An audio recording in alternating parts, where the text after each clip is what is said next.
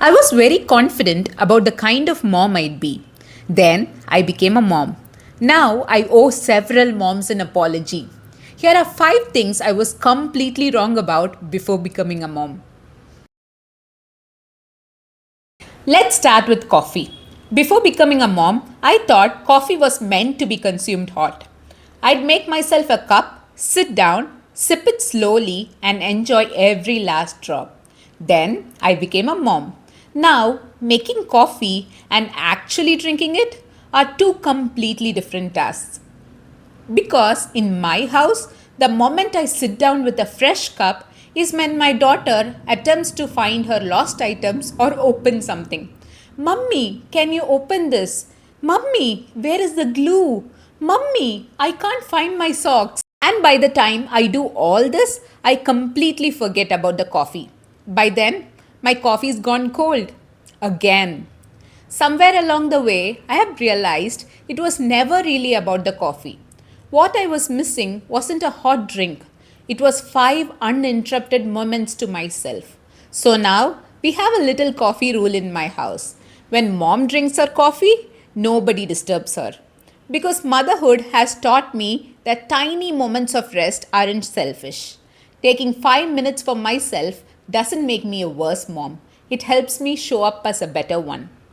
Now, let's talk about food. Before becoming a mom, I was convinced my child would eat perfectly balanced homemade meals every single day. Fresh vegetables, healthy snacks, no processed food. Basically, I had a whole meal plan in my head. And apparently, nobody informed my daughter about my meal plan. I realized being a mom isn't about following the meal plan perfectly. So, a couple of times a month, I make her Maggi. Not because I think it's the healthiest meal, but because she is happy. And sometimes, after a long day, seeing her excited over a simple bowl of Maggi is enough. Of course, on most days, I try to serve balanced meals, but have stopped chasing perfection.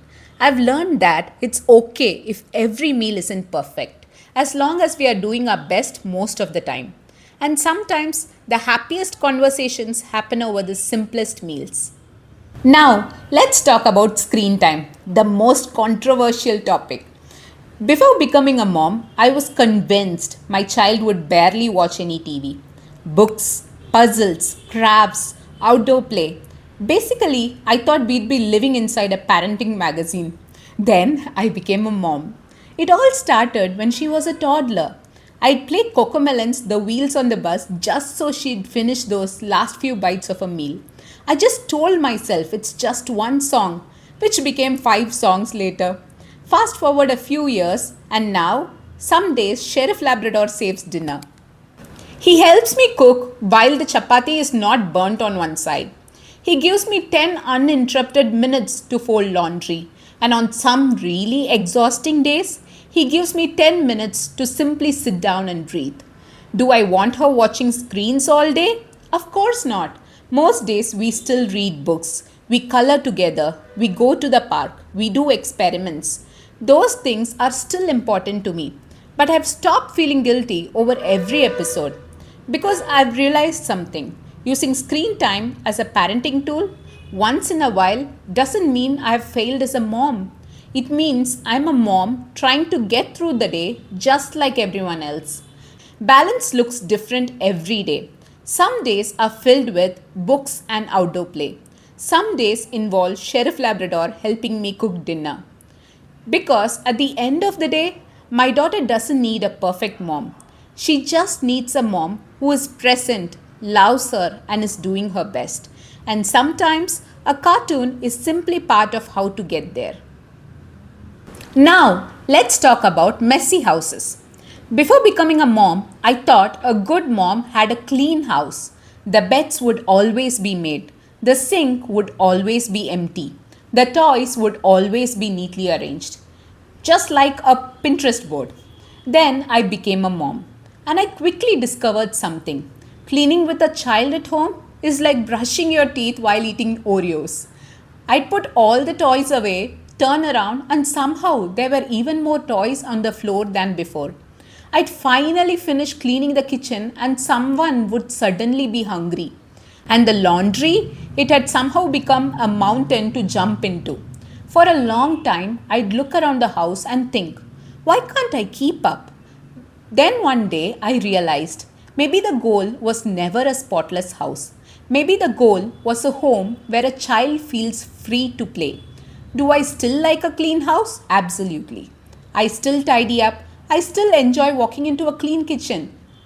But I've stopped believing that a messy house means I'm failing. Sometimes a messy house simply means life happened today.